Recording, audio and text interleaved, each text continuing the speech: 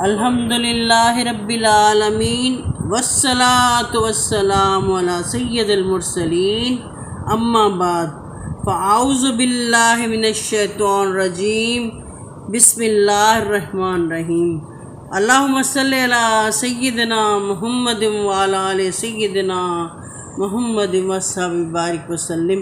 میری عزیز بہنوں، بیٹیوں، بچوں، سب کو السلام علیکم۔ آج میں آپ کو اس کے جو نماز اور زکوٰۃ کے بارے میں بتاؤں گی۔ اول یہ سب کو پتہ ہوتا ہے، نماز کا بھی سب کو پتہ ہے، زکوٰۃ کا بھی سب کو پتہ ہوتا ہے، لیکن یہ ذرا ہمارا ایمان تازہ ہو جاتا ہے جب ہم ذرا اس کو دوبارہ سے پڑھتے ہیں، بولتے ہیں، سنتے ہیں۔ تو نماز تو سب سے زیادہ افضل ہے۔ یہ ہمارے پیارے نبی محمد مصطفیٰ صلی اللہ علیہ وسلم جب شب معراج پہ گئے تھے تو اللہ تعالیٰ نے ان کو تحفہ دیا تھا۔ یہ اللہ تعالیٰ نے ہمارے لیے تحفہ بھیجا، اور 50 نمازیں فرض ہوئی تھیں، تو لیکن اللہ تعالیٰ نے کرم کیا، پیارے نبی پاک صلی اللہ علیہ وسلم کی مہربانی سے یہ 5 نمازیں پھر رہ گئیں۔ اور یہ لیکن ہم جب 5 نمازیں پڑھتے ہیں تو ہمیں 50 کا ہی ثواب ملتا ہے۔ تو اللہ تعالیٰ ہم سب کو توفیق دے کہ نمازوں کی پابندی کریں۔ نماز اللہ تعالیٰ کے محبوب صلی اللہ علیہ وآلہ وسلم نے فرمایا کہ مسلمان بندہ جب اللہ تعالیٰ کی نماز پڑھتا ہے تو اس کے گناہ ایسے جھڑتے ہیں جیسے پتجھڑ کے موسم میں درخت کے پتے، اور بندہ جب نماز کے لیے کھڑا ہوتا ہے اس کے لیے جنتوں کے دروازے کھول دیے جاتے ہیں۔ سبحان اللہ! نماز جنت کی کنجی ہے، نماز دین کا ستون ہے، نماز میرے نبی کی آنکھوں کی ٹھنڈک ہے۔ جس نے اسے قائم رکھا اس نے دین کو قائم رکھا، اور جس نے اسے چھوڑ دیا اس نے دین کو ڈھا دیا۔ اور قرآن شریف میں ہے کہ نماز آدمی کو بری باتوں اور بے حیائی کے کاموں سے روکتی ہے۔ غرض نمازی آدمی اللہ اور اس کے رسول صلی اللہ علیہ وآلہ وسلم کا پیارا ہوتا ہے۔ اس کے رزق میں، کاروبار میں، عمر میں اور ایمان میں نماز کے باعث ترقی ہوتی ہے۔ رسول اللہ صلی اللہ علیہ وسلم نے فرمایا ہے کہ جس نے نماز جان بوجھ کر چھوڑ دی اس کا نام دوزخ کے دروازے پر لکھ دیا جاتا ہے۔ خدا اور رسول اس سے بیزار ہیں، اور جو شخص نماز کا پابند نہیں وہ قیامت میں فرعون کے ساتھ اٹھایا جائے گا۔ استغفر اللہ ربی من کل ذنب واتوب الیہ۔ اللہ تعالیٰ ہم سب کو معاف کرے اور ہمیں نمازی بنا دے سب کو۔ ایک حدیث میں آیا ہے کہ جو شخص نماز کا اہتمام کرتا ہے حق تعالیٰ 5 طرح سے اس کا اکرام فرماتے ہیں۔ ایک یہ کہ اس پر سے رزق کی تنگی ہٹا دی جاتی ہے، دوسرے یہ کہ عذاب قبر ہٹا دیا جاتا ہے، تیسرا یہ کہ قیامت کو اس کے اعمال نامے دائیں ہاتھ میں دیے جائیں گے، جن کا حال سورہ الحاقہ میں مفصل طور پر بیان ہے۔ جن لوگوں کے نامہ اعمال داہنے ہاتھ میں دیے جائیں گے وہ نہایت خوش و خرم ہر شخص کو دکھاتے پھریں گے۔ اور چوتھے یہ کہ پولیس رات پر سے بجلی کی طرح سے گزر جائیں گے۔ پانچویں یہ کہ حساب سے محفوظ رہیں گے۔ یہ تو ہو گئے انعام۔ جو نماز پڑھتا ہے اس کے لیے انعام ہے یہ اللہ تعالیٰ کے، اور جو نماز نہیں پڑھتا اس کے لیے، جو نماز میں سستی کرتا ہے اس کو 15 طریقے سے عذاب ہوتا ہے۔ 5 طرح سے دنیا میں، اور 3 طرح سے موت کے وقت، اور 3 طرح سے قبر میں، اور 3 طرح سے قبر سے نکلنے کے وقت۔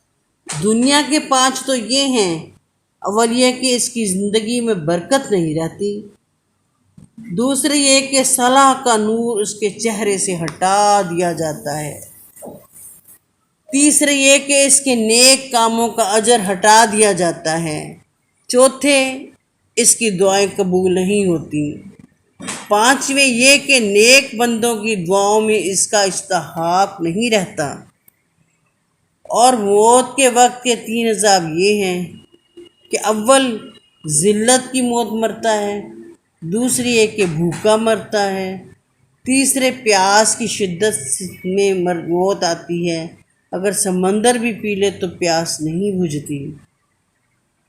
قبر کے 3 عذاب یہ ہیں، قبر اس پر اتنی تنگ ہو جاتی ہے کہ پسلیاں ایک دوسرے میں گھس جاتی ہیں، دوسرے قبر میں آگ جلا دی جاتی ہے، تیسرے قبر میں ایک سانپ اس پر ایسی شکل کا مسلط ہوتا ہے جس کی آنکھیں آگ کی ہوتی ہیں اور ناخن لوہے کے اتنے لمبے کہ ایک دن اس پر پورا چلا جائے تب جا کے ختم ہو۔ میت کو زخمی کرتا ہے اور پھر کہتا ہے میں ہوں گنجا سانپ، اس کی آواز کی بجلی کی کڑک کی طرح ہوتی ہے۔ وہ یہ کہتا ہے کہ مجھے میرے رب نے تجھ پر مسلط کیا ہے کہ تجھے مارے جاؤں صبح کی نماز ضائع کرنے کی وجہ سے آفتاب تک کے نکلنے تک، اور ظہر کی نماز ضائع کرنے کی وجہ سے عصر تک مارے جاؤں، اور پھر عصر کی نماز ضائع کرنے کی وجہ سے غروب تک، اور مغرب کی نماز ضائع کرنے کی وجہ سے عشاء تک، اور عشاء کی نماز کی وجہ سے صبح تک مارے جاؤں۔ جب وہ ایک دفعہ اس کو مارتا ہے تو اس کی وجہ سے وہ 70 ہاتھ زمین میں دھس جاتا ہے، وہ آدمی 70 ہاتھ زمین میں دھس جاتا ہے۔ اسی طرح قیامت تک اس کو عذاب ہوتا رہے گا۔ اللہ تعالیٰ معاف کرے، ہم سب کو نمازی بنائے۔ اچھا، قبر سے نکلنے کے بعد 3 عذاب یہ ہیں کہ ایک تو حساب سختی سے لیا جائے گا، دوسرے حق تعالیٰ اس پر غصہ ہوگا، تیسرے جہنم میں داخل کر دیا جائے گا۔ روایت ہے کہ سرکار دو عالم صلی اللہ علیہ وآلہ وسلم نے فرمایا تکبر سے بچو، تکبر ہی وہ گناہ ہے جس نے سب سے پہلے شیطان کو تباہ کیا۔ حرص سے بچو، حرص ایسی بری چیز ہے جس نے آدم علیہ السلام کو جنت سے نکال دیا۔ حسد سے بچو، حسد وہ بری بلا ہے جس نے قابیل سے حابیل کو قتل کرا دیا۔ مطلب یہ کہ شیطان نے تکبر کے باعث سجدہ سے انکار کیا اور آدم علیہ السلام نے حرص کی وجہ سے شجر ممنوعہ کا پھل کھا لیا، جو اللہ تعالیٰ نے منع کیا تھا کہ یہ پھل نہیں کھانا، لیکن شیطان کے بہکاوے میں آ کے انہوں نے شجر ممنوعہ کا پھل کھا لیا، تو پھر ان کو جنت سے نکلنا پڑا۔ اور قابیل نے حسد کی وجہ سے اپنے بھائی کو مار ڈالا۔ حضرت حارث رضی اللہ تعالیٰ عنہ فرماتے ہیں کہ رسول اللہ صلی اللہ علیہ وسلم نے فرمایا کسی بے عیب کو عیب لگانے والے اور چغل خوری کے لیے چلنے پھرنے والے، ان دونوں جماعتوں کا حشر قیامت میں کتوں کی صورت میں ہوگا۔ حضرت ابن عباس رضی اللہ تعالیٰ عنہ فرماتے ہیں کہ سرکار دو عالم صلی اللہ علیہ وسلم نے شب معراج میں دیکھا کہ ایک قوم مردار اور مرے ہوئے جانور کھا رہی ہے۔ آپ نے دریافت کیا یہ کون لوگ ہیں؟ فرمایا یہ وہ لوگ ہیں جو لوگوں کا گوشت کھاتے تھے، یعنی غیبت کرتے تھے۔ حضرت انس رضی اللہ تعالیٰ عنہ سے مروی ہے کہ سرکار مدینہ صلی اللہ علیہ وسلم نے معراج میں کچھ لوگوں کو دیکھا کہ اپنے ناخنوں سے اپنے منہ اور سینے کو چھیل رہے ہیں۔ دریافت فرمائی یہ کون لوگ ہیں؟ جبرائیل علیہ السلام نے عرض کی یا رسول اللہ صلی اللہ علیہ وسلم، جو لوگوں کا گوشت کھاتے تھے یعنی غیبت کیا کرتے تھے اور ان کی آبرو ریزی کیا کرتے تھے۔ حضرت سعد بن رضی اللہ تعالیٰ عنہ کی روایت میں ہے کہ حضور صلی اللہ علیہ وسلم نے فرمایا میں نے کچھ لوگوں کو دیکھا کہ چھاتی کے بل لٹکے ہوئے ہیں۔ میں نے دریافت کیا یہ کون لوگ ہیں؟ مجھے بتایا گیا عیب چین اور غیبت کرنے والے۔ اللہ تعالیٰ سے بہت ڈرنا چاہیے، غیبت بہت بری چیز ہے۔ غیبت سے اللہ تعالی ہم سب کو بچائے، نہ غیبت کریں نہ کسی کی غیبت سنیں۔ اللہ ہم سب کو توفیق دے اور بچائے، آمین۔ حضرت ابو ہریرہ کی روایت ہے کہ رسول مقبول صلی اللہ علیہ وسلم نے فرمایا، بدترین انسان وہ شخص جو دو منہ رکھتا ہے، ایک منہ سے ایک کے پاس جاتا ہے اور دوسرے منہ سے دوسرے کے پاس جاتا ہے، یعنی ایک سے کچھ بات کہتا ہے دوسرے سے کچھ اور کہتا ہے، یعنی کسی کو کچھ اور کسی سے کچھ اور کہتا ہے۔ تو قیامت میں اس کے منہ دو ہوں گے، اور اللہ تعالی ہم سب کو بچائے ایسی بری چیزوں سے کہ ہم کسی سے پاس جائیں تو کوئی بات کریں اور دوسرے کے پاس جائیں تو دوسری بات کریں۔ اللہ تعالی ہمیں ان سب برائیوں سے بچائے۔ اچھا، یہ تو نماز کے بارے میں تھا۔ تو قرآن پاک میں اللہ تعالیٰ نے ہر جگہ، کافی جگہ پہ الصلاۃ والزکوٰۃ لکھا ہوا ہے، نماز کے ساتھ زکوٰۃ کا بھی ذکر ہے۔ نماز پڑھنی ہے اور زکوٰۃ دینی ہے مسلمانوں کو۔ تو میں تھوڑا سا آپ کو زکوٰۃ کے بارے میں ایک عبرتناک واقعہ سناتی ہوں۔ یہ سچی بات ہے۔ تابعین کی جماعت، تابعین اس کو کہتے ہیں صحابہ کرام کو جنہوں نے ایمان کی حالت میں دیکھا ہو، ان کی صحبت اختیار کی ہو، اور صحابہ کرام اس کو کہتے ہیں جنہوں نے پیارے محمد مصطفیٰ صلی اللہ علیہ وسلم کو ایمان کی حالت میں دیکھا ہو اور ان کی صحبت اختیار کی ہو۔ تو یہ جو تابعین تھے نا، ان کی ایک جماعت حضرت ابو سفیان کی زیارت کے لیے گئی۔ جب وہ ان کے پاس پہنچے اور کچھ دیر بیٹھے تو انہوں نے فرمایا، چلو ہمارے پڑوس میں ایک آدمی کا فوت ہو گیا ہے، آؤ اس کی تعزیت کے لیے کرائیں۔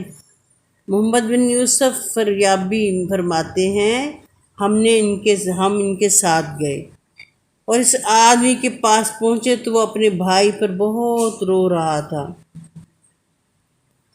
اور بڑا ولولہ مچا رہا تھا۔ ہم اسے تسلی دیتے رہے مگر وہ تسلی پاتا ہی نہ تھا۔ ہم نے کہا، کیا تم نہیں جانتے کہ موت تو لازمی آنی ہے، اس سے کسی کو انکار نہیں ہے، جو دنیا میں آیا اس نے جانا بھی ہے۔ اس نے کہا، میں بھائی کی موت پر اس لیے نہیں رو رہا ہوں کہ اسے صبح و شام عذاب ہو رہا ہے۔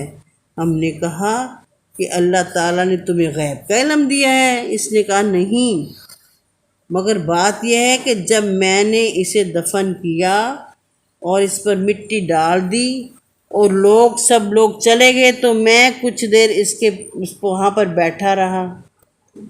اچانک قبر سے آواز آئی، وہ کہہ رہا تھا، مجھے سب نے تنہا چھوڑ دیا، میں سخت عذاب پا رہا ہوں، میں روزے دار تھا، میں نمازی تھا۔ اس کے بھائی نے کہا، مجھے اس پر رونا آ گیا اور میں مٹی ہٹا کر اس کی حالت دیکھنے لگا۔ دیکھا تو قبر میں آگ جل رہی تھی اور اس کی گردن میں آگ کا توق پڑا ہوا تھا۔ میں نے بھائی کی محبت میں جوش میں آ کر اس کی گردن سے توق ہٹانے کے لیے ہاتھ بڑھایا تو انگلیاں اور ہاتھ جل گیا۔ پھر میں نے اپنا ہاتھ دکھایا، پھر اس نے اپنا ہاتھ دکھایا، وہ سیاہ جلا ہوا تھا۔ وہ بتانے لگا کہ میں نے اس پر مٹی ڈال دی اور چلا آیا، اب میں کیسے نہ روؤں؟ ہم نے پھر پوچھا، تیرا بھائی دنیا میں کیا کرتا تھا؟ اس نے کہا، وہ مال کی زکوٰۃ نہیں دیتا تھا۔ دیکھا، مال کی زکوٰۃ کتنی ضروری ہے دینی، حالانکہ وہ نمازی بھی تھا، روزے دار بھی تھا، دیندار تھا اور بھی سارے نیک کام کرتا تھا، لیکن اپنے مال کی زکوٰۃ نہیں دیتا تھا۔ یہ مال کی زکوٰۃ نہ دینا، اس کا کتنا زیادہ گناہ ہے۔ دنیا کیا ہے؟ حضرت ابو ہریرہ رضی اللہ تعالیٰ عنہ سے مروی ہے کہ مجھے رسول اللہ صلی اللہ علیہ وسلم نے ایک دفعہ فرمایا کہ اے ابو ہریرہ، میں تجھے دنیا اور اس میں جو ہے سب نہ دکھا دوں؟ میں نے کہا ضرور حضور صلی اللہ علیہ وسلم۔ آپ صلی اللہ علیہ وسلم نے میرا ہاتھ پکڑا اور مجھے مدینہ منورہ کی ایک وادی میں لے گئے۔ وہاں کوڑے کا ڈھیر تھا جس میں کھوپڑیاں اور پرانے چتھڑے ہڈیاں تھیں۔ آپ صلی اللہ علیہ وسلم نے فرمایا اے ابو ہریرہ، یہ کھوپڑیاں بھی کبھی تمہاری طرح حس کرتی تھیں اور یہ طرح طرح کی امیدیں باندھتی تھیں، پھر آج یہ ہڈیاں ہیں، ان پر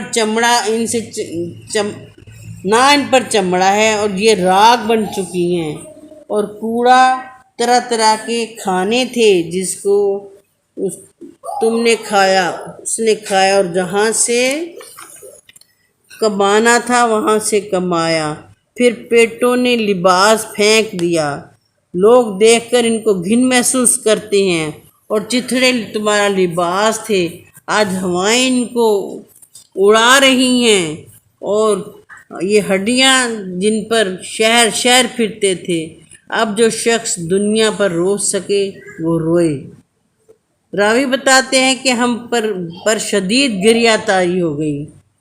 حضرت عمر فاروق رضی اللہ تعالیٰ عنہ نے حضرت سعید بن عامر رضی اللہ تعالیٰ عنہ کے پاس 1000 دینار بھیجے۔ وہ بہت غمگین ہوئے۔ بیوی نے پوچھا کوئی حادثہ ہوا ہے؟ فرمایا نہیں، اس سے بھی سخت معاملہ ہے۔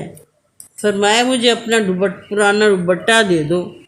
اسے لے کر پھاڑ دیا اور اس مال کی تھیلی بنا کر غریبوں میں تقسیم کر دی، پھر اٹھ کر نماز پڑھنے لگے اور صبح تک روتے رہے۔ پھر فرمایا میں نے رسول اللہ صلی اللہ علیہ وسلم کو فرماتے سنا، میری امت کے فقراء مالداروں سے 500 سال پہلے جنت میں جائیں گے، حتیٰ کہ ایک مالدار آدمی اس کی بھیڑ میں داخل ہوگا تو اسے ہاتھ پکڑ کر وہاں سے نکال دیا جائے گا۔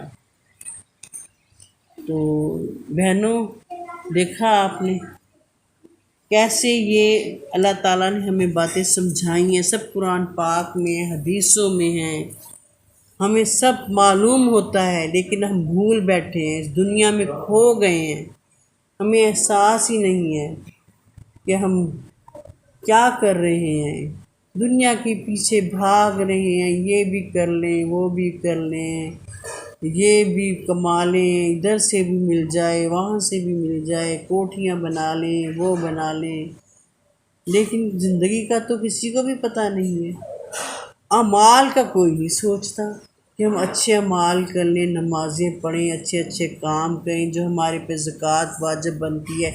1 لاکھ اگر کسی کے پاس پڑا ہوا ہو نا، اس کو 1 سال ہو جائے پڑے ہوئے، تو اس پہ 2500 زکوٰۃ بنتی ہے۔ پورا 1 سال اگر ہو گیا نا اس کو، تو پھر آپ کو دینی لازمی ہے۔ جس کے پاس نہیں ہے، نہ سونا ہے نہ پیسے ہیں، اس پہ زکوٰۃ واجب ہی نہیں ہے۔ تو اللہ تعالیٰ ہم سب کو توفیق دے، ہم سب جو ہمارے پہ زکوٰۃ واجب ہوتی ہے ہم زکوٰۃ دیں، اور جو نہیں نماز پڑھتے اللہ تعالیٰ ہم سب کو توفیق دے کہ وہ ضرور صحیح ٹائم پہ، وقت پہ، صحیح طرح نماز پڑھیں، تاکہ آگے اللہ تعالیٰ ہمارا اچھا کر دے، ہمیں جنت عطا کر دے، ہمیں بخش دے۔ میری دعا ہے اللہم صلی علی سیدنا محمد وعلی آل سیدنا محمد وصحبہ بارک وسلم۔ یا اللہ، یہ میں نے جو بیان دیا ہے اللہ تعالیٰ تیری رضا، تیری خوشنودی کے لیے دیا، اللہ تعالیٰ اسے قبول فرما لینا۔ اگر مجھ سے کوئی غلطی ہو گئی، کوئی بھول چوک ہو گئی، اپنے پیارے حبیب کے صدقے میں مجھے معاف کر دینا۔ اللہ تعالیٰ ہم سب کو 5 وقت کا نمازی بنا دے، ہم جس پہ زکوٰۃ واجب ہے اسے زکوٰۃ ادا کرنے کی توفیق دے دے۔ اللہ تعالیٰ ہمیں نیک ہدایت دے دے، سیدھے رستے پہ چلا دے۔ اللہ تعالیٰ سب کی مشکلیں پریشانیاں دور کر دے، اور سب کو اگر کسی پہ کبھی کوئی آزمائش آ جائے تو وہ صبر کرے، صبر کرے گا تو اللہ تعالیٰ انشاءاللہ اس کو پھل اجر ضرور دے گا، دنیا میں بھی دے گا اور آخرت میں بھی دے گا۔ اور یہ آزمائش وقتی طور پہ ہوتی ہے، یہ اللہ تعالیٰ آزماتا ہے اپنے بندوں کو، کسی کو زیادہ دے کے آزماتا ہے، کسی کو کم دے کے آزماتا ہے۔ تو اللہ تعالیٰ ہم سب کو صبر و جمیل عطا فرمائے اور ہم سب کو ہدایت کے رستے پہ چلائے۔ اللہ تعالیٰ قبول کر لینا، آمین ثم آمین یا رب العالمین۔ اللہم صلی علی سیدنا محمد وعلی آل سیدنا محمد وصحبہ بارک وسلم۔ اللہ حافظ۔